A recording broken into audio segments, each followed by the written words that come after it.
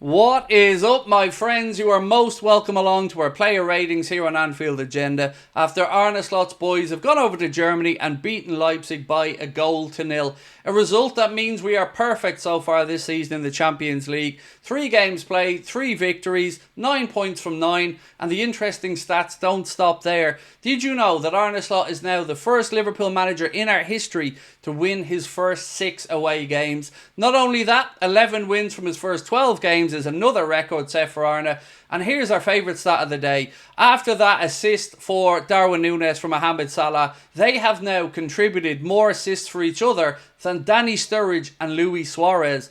So, wow, again, another victory. Look, we weren't at our brilliant best today, so I'm going to do what we always do. Go through the players, the manager, and now the referee, giving them all a score out of 10. We've asked you guys to let us know your thoughts during our match reaction, so you'll see the Anfield Agenda viewer scores in the top right corner of that box, and my score will be the main square there. If you want to contribute in the comments watching the video, please feel free to do so. If you haven't, please drop a like, hit that subscribe button, and of course let us know your thoughts below. Right, let's get stuck into it. Referee first. A disgrace, not good enough, pathetic, shocking, shambolic, gimpery, many other words that I could carry on using. Look, Maka gets booked for diving when he was clearly fouled, and then he doesn't give a Stonewall penalty. And not only that, VAR don't step in to award the Stonewall penalty. How are we as football fans supposed to have any belief in the authorities and the system if we can see these very, very clear decisions going the wrong way? Yes, I'm aware VAR can't step in around the McAllister yellow card, but it was the arrogance at which the referee trotted over and just booked him and then did this sign. He was so very, very wrong, as he was with the penalty decision. And quite frankly, the football public deserved better. So the referee today, I've given him a score of 5, but you guys, you've gone even lower. You've given the referee a score of just 3.6. Right, next up, ladies and gentlemen, is Mr. Kelleher. And I'm Kelleher. Today's Connor's birthday, and if you don't know, they're doppelgangers. Kelleher was your man of the match in our man of the match poll in our match reaction, and I can't say enough good things about him again today. It's so difficult, and I say this week in and week out, when you're a goalkeeper at a top club that often dominate possession, to stay switched on, as our lads do. And Kelleher today was needed on a couple of occasions. A big one-on-one save, a couple of decent taps over the bar, commanded his area. Absolutely flawless once again from Queeveen. And how refreshing is it to know that this lad is there if indeed Alisson Becker is unavailable. I still can't believe nobody put the money down on the table to buy him during the summer. Some very foolish chairman there who brought in inferior goalkeepers. Queeveen Kelleher, thank you once again, my friend. I've given him a score today of 9 out of 10. You guys very close behind with an average of 8.6. Next up, Trent Alexander-Arnold. So, I don't think Trent was very good today in possession. Defensively, I thought he was really good today. Some good one-on-one tackling, some good blocks, but we just didn't see the best of him in possession. It was sloppy, he gave the ball away at times, had his pocket pinched once or twice as well. And I know we can get better from Trent, so I wasn't overly impressed with him today. I've given him a score of 6. You guys a little bit higher with a score of 6.3. Next up, Ibrahima Canady. Fantastic. Man mountain. Keeps getting better. There was one heart in the mouth moment, and we got to be honest. He would have gotten a 10 from me if he hadn't had that moment where he did give the ball away about 20-25 yards away from our goal, and Kelleher stepped up and made the save.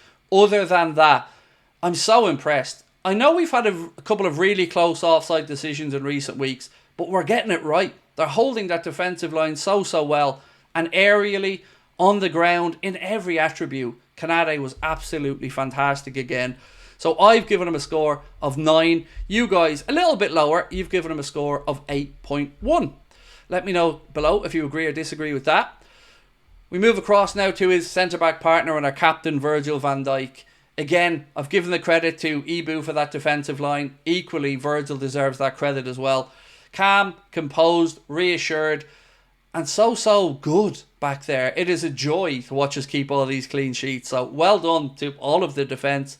I do think Canady slightly better than Virgil today in my opinion, but again, we're talking small margins. So I've given Virgil a score of 8 out of 10. You guys have gone for a 7.8. Again, with Virgil, he did force Peter Galaxy into a good save as well from, I think it was a Costa's corner. The Verge headed on and Galaxy tipped over the bar. Next up, we go across to Costas. I thought his set-piece delivery, as always today, was really good, but I'm never going to be overly convinced by Costas at left-back. It is an area that I really feel that we can look to improve on with a view to challenging Andy Robertson in either the winter window or the summer window.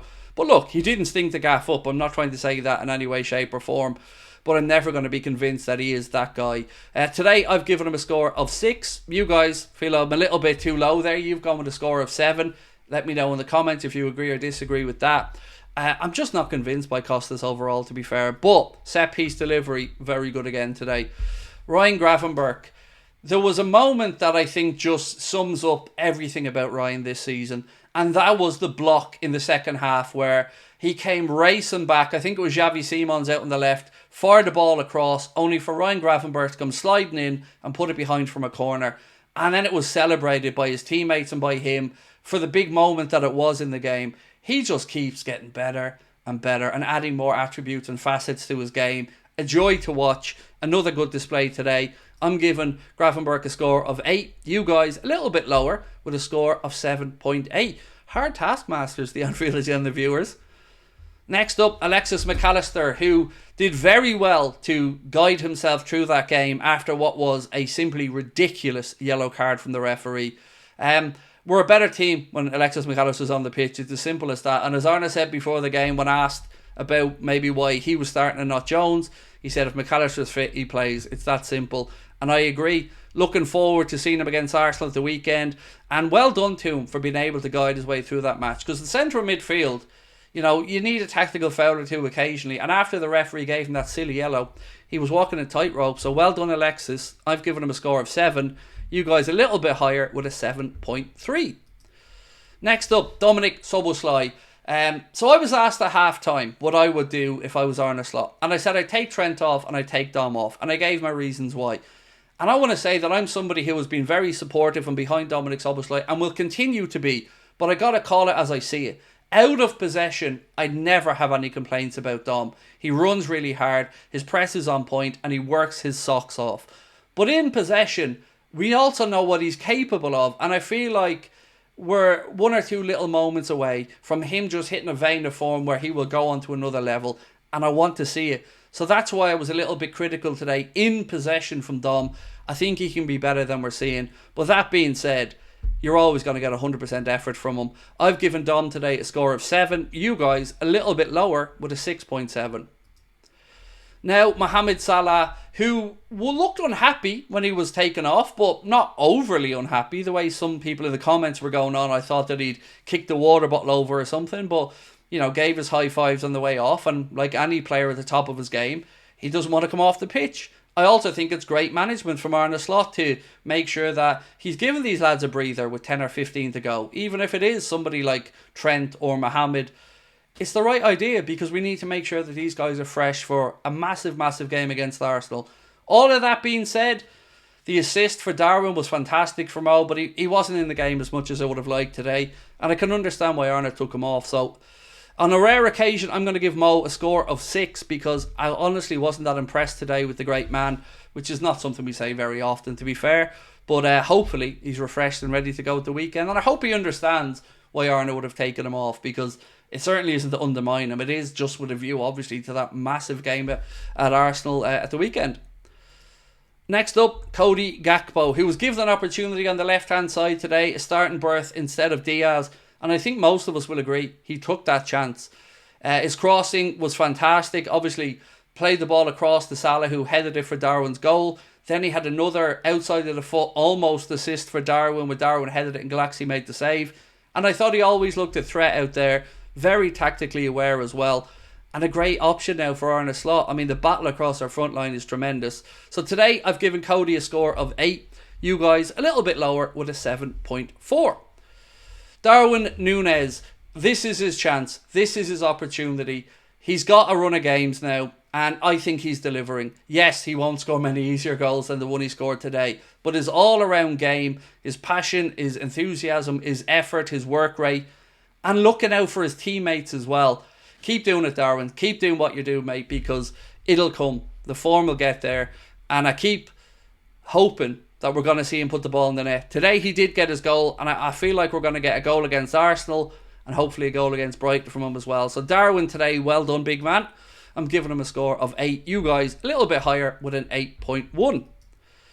Luis Diaz. It was interesting, wasn't it, to see Arne bring him on the left-hand side initially. Now, we did make changes a little bit later on in the second half that seen him revert back over to his more familiar left-hand side with Gakpo through the middle. But it was an option, and it'd be interesting to see if Arne Slot does that again in the future. I expect him to start against Arsenal, if I'm being really honest. I think the plan tonight would have been to entrust Cody Gakpo to get the job done, but put Lucho in against Arsenal because I want to see him running at those Arsenal fullbacks. So today, for his cameo, I'm giving him a score of 7. You guys have gone with a 6.5. Next up is Curtis Jones, who can probably feel a little bit unlucky not to have started today. He was obviously man of the match against Chelsea and put in a great performance. And when he came on today, I thought he picked up where he left off. Always looking for the ball, always brave in possession. Yeah, no complaints about that little cameo today. I've given him a 7. You guys, a bit lower with a 6.3. Mr. Joe Gomez, who I feel really sorry for because his versatility, I think, is actually costing him because he isn't nailing down a position, but he's just such a joy to look to the bench and know if you need a right back, a left back, a centre back, Joe can come on and do all those roles admirably. And again today he did. He came on the right side. Nothing too flashy, nothing over the top, but helped us see the game out. And I've given him a 6. You guys a little bit higher with a 6.4. Andy Robertson. And look, I think it was the right call to rest Robbo today. He is getting on. He is playing a lot of football. And it does look like Father Time is catching up with him a bit. So if Arne Slot can help get through the season by using Costa sparingly on occasion, I've no issue with that. When he came on, I wasn't really blown away, to be honest. I don't think he impacted the game in a too much of a positive way. But look, it's Robbo. We all love Robbo. I'm giving him a 6. You guys have gone for a 6.3. And before I come to the manager and give him the final score, I just want to talk about the 5 minutes of stoppage time today, because it was one of the most well-managed 5 minutes to kill off a game I've seen in a long time for Liverpool. We kept that ball. We used those little rondos that we do in training all the time to continue to make space, tire Leipzig down and make them chase the ball. You can't concede a goal if you keep the ball. And I thought even from the corner at the last second, we were doing the right thing, keeping it there. Brilliant. That's how you see at a game of football, and that is Arne Slot's influence on the team. So I wanted to bring that up before I give him a score today. I'm going to give him a score of 8 out of 10.